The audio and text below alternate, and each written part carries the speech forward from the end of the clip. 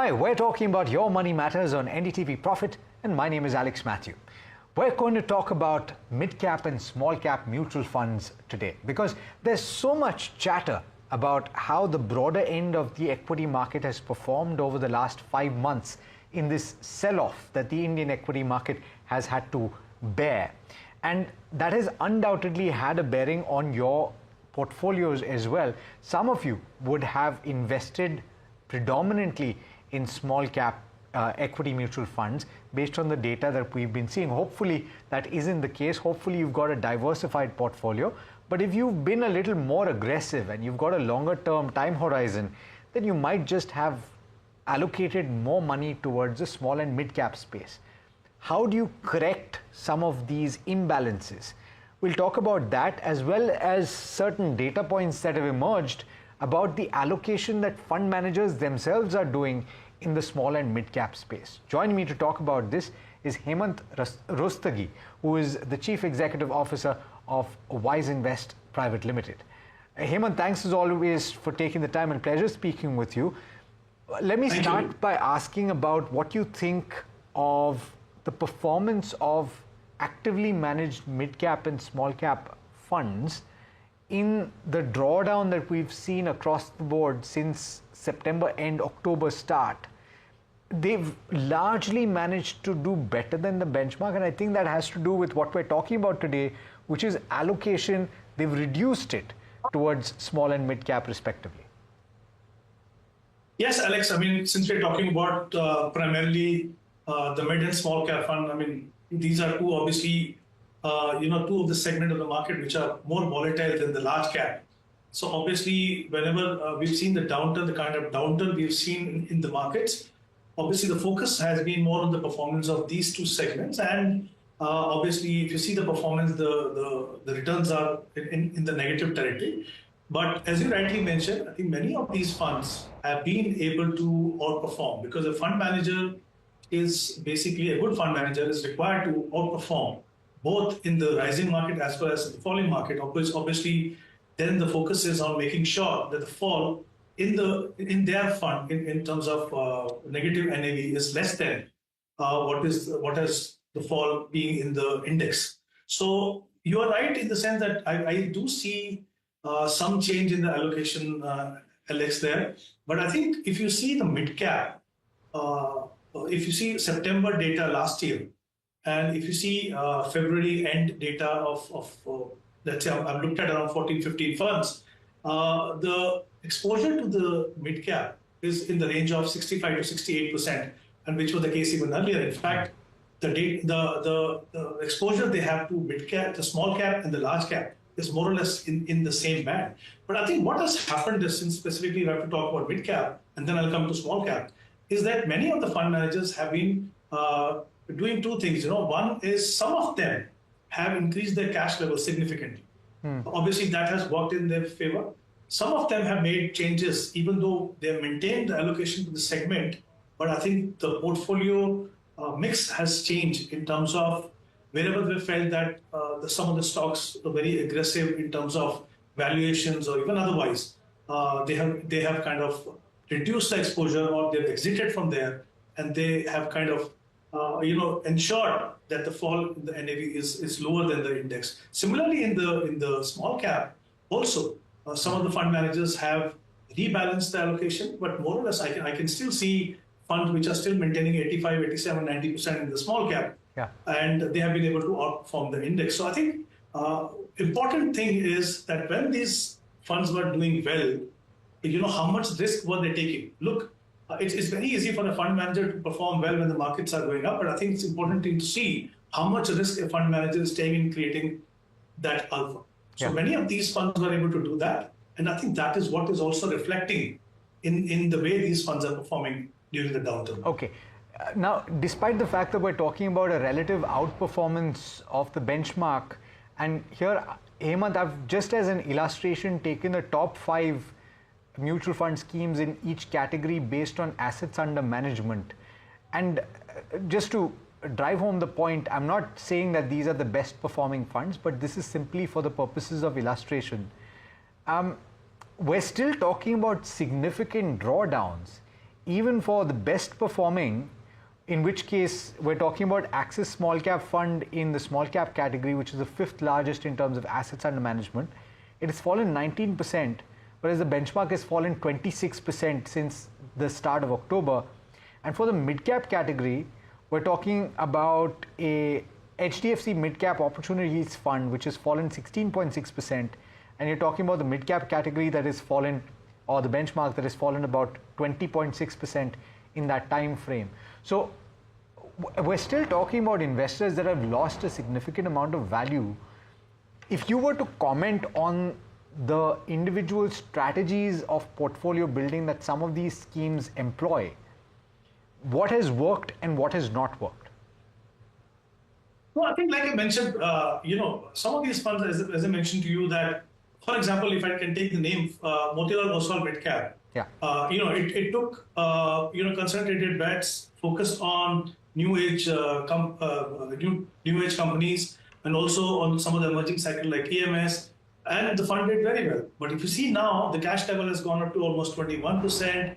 They've exited some of the stocks where they felt that they were really high beta stocks. So I think that way, even if you look at Invesco Midcap, for example, I mean, the fund did very well, or even small cap, even Bandhan Small Cap. There are all these funds, they have always stuck to the quality, the liquid stocks, and ensure that, like Motilal Oswal, for example, took concentrated bet. These both funds have taken, well-diversified approach. I mean, there are more than 120, 30 stocks, even more in some of the funds. So I think different fund houses have taken different approach, and that has worked. And I think that shows in any fund's longer-term performance. For me, I think it's more important is, one, what is the role that mid and small cap is playing in your portfolio? And the second is, when it comes to selection of fund, how consistent the fund are, or like I said earlier, how much risk the fund manager is taking in creating that alpha for you. Because for me, that is important, because I know that if the fund manager has the capability to do well based on the quality of the stock and the liquidity of the stocks, then I think the fund manager should be able to even perform well when the markets go down. Okay. Now, specifically on the size of some of these schemes, Nippon India, for example, 57,000 crore assets under management. It is, in fact, twice the size of the fifth largest. HDFC Mid-Cap Opportunities Fund, 73,500 crore assets under management. It is very considerably higher than the fifth largest, which in this case is Motilal Oswal Mid-Cap. Does it, in this kind of a market, become harder for these schemes which have a larger assets under management to be a little more nimble, and as a result of which you're talking about, even if they have, in this case you're talking about 68% allocation as per my data in the Nippon India Small Cap Fund towards small cap, and HDFC Mid Cap having 65.07 towards mid cap, despite that, they have relatively less maneuverability, Hemant, and ability to duck for cover. They would have to take cash if they had to do that, because you're seeing a broad-based sell-off. Yeah, I mean, Alex, I agree with you. Look, the issue is that when specifically if we talk about small cap, sometimes we used to earlier talk about the size of the fund becoming an issue.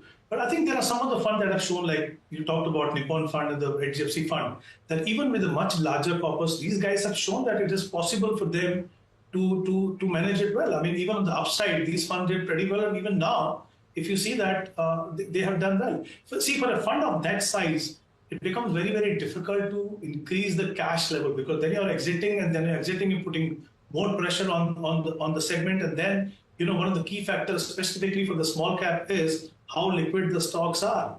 Now, for example, if you start selling liquid stocks, okay, and then the proportion of the illiquid stock goes up, and that puts more pressure on the NAV. But Hemant, what about incremental? I'm talking about, okay, so what if you're not, sorry to cut you, but just to clarify what I was meaning by that. What I meant is incremental flows into these schemes, they're able to take cash calls.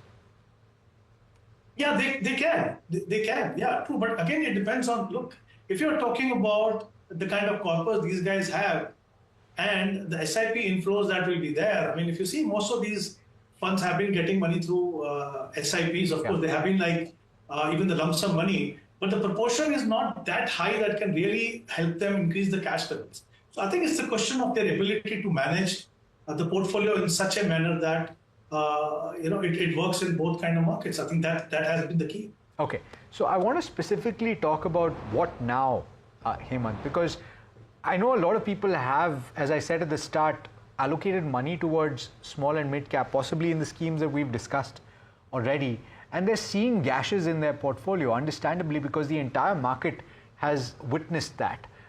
Even in the large cap space, even the large cap space has not gone unscathed. So from that perspective, how do you correct imbalances? What, in your opinion, is an imbalance? So, Alec, there are two important aspects here. One is the role that mid-cap and small-cap can play in your portfolio. And the second is how much allocation you have in your portfolio. Now, if you really see, if you leave out the last 6 months, obviously, the markets have been very volatile. Before that, if you see 2 years, mid and small obviously were doing very well. Prior to that, if you see, the market breadth was very narrow. There were few stocks that were doing well.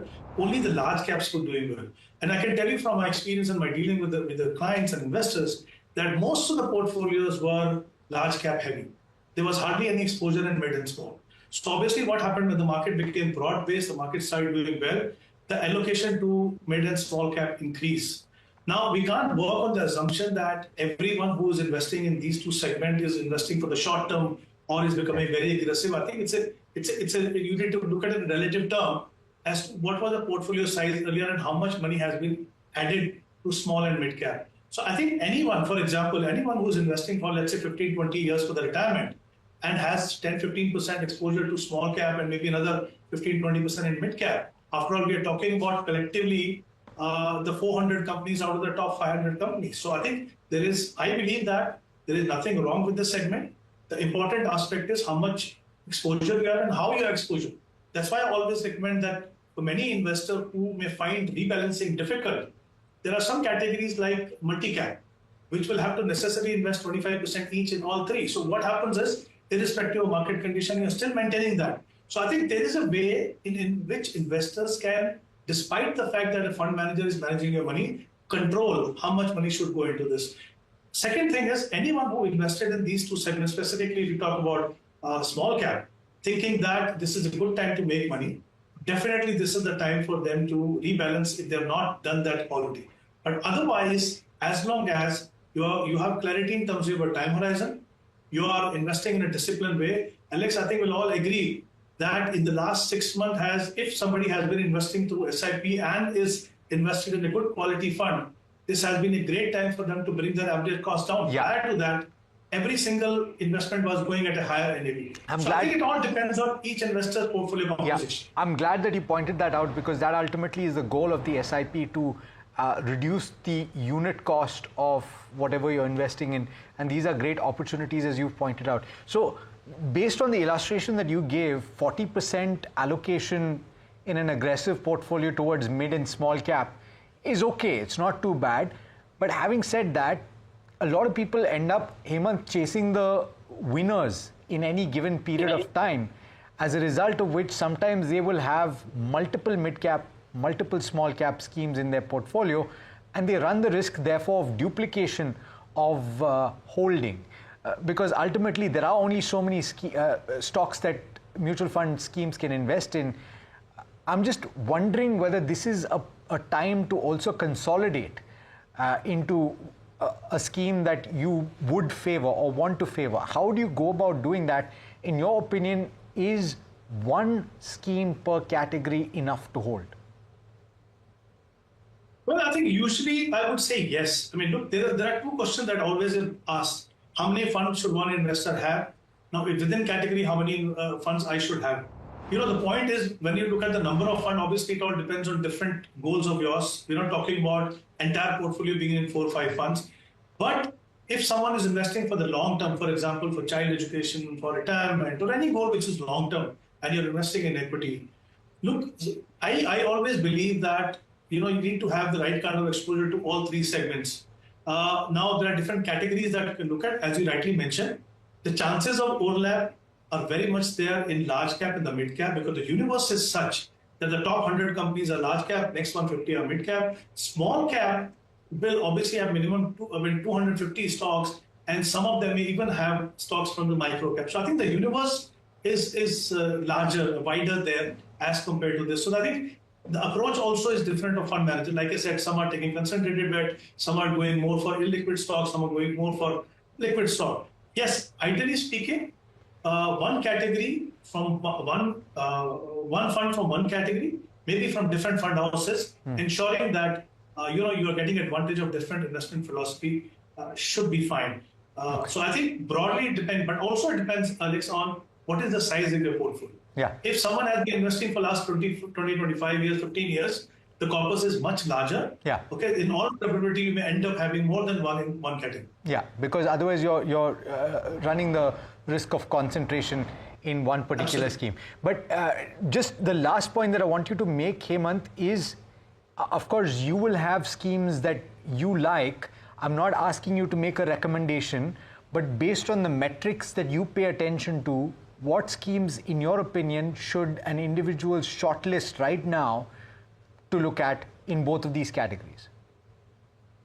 Well, I think, yes, I mean, each person would have different parameters to look at. I explained some of what I look at for me, what is more important. But if I need to look at some of the funds in, let's say, mid-cap category, one obviously would be HDFC mid-cap, for someone who's looking at a more consistent kind of return over a longer period. In terms of potential, I would say Invesco mid-cap, Kotak emerging, and Motilal Oswal mid-cap. In the small cap, would be again Bandhan small cap, Nippon small cap, and Invesco small cap. I think these are three funds I feel have the potential if someone is looking at really start investing in these two segments. Fantastic. Hemant, thank you so much for joining me on Your Money Matters. Absolute pleasure having you on the program. All right, there you have it. So a conversation, comprehensive conversation, and that about the performance of the small cap and mid cap category and the strategy that these fund managers have employed. Of course, don't base your decision on where to invest based on what's happened over the last 5 months, because everybody has gotten hammered and hammered hard. But use this as an opportunity to review your portfolio if there are imbalances that have been created.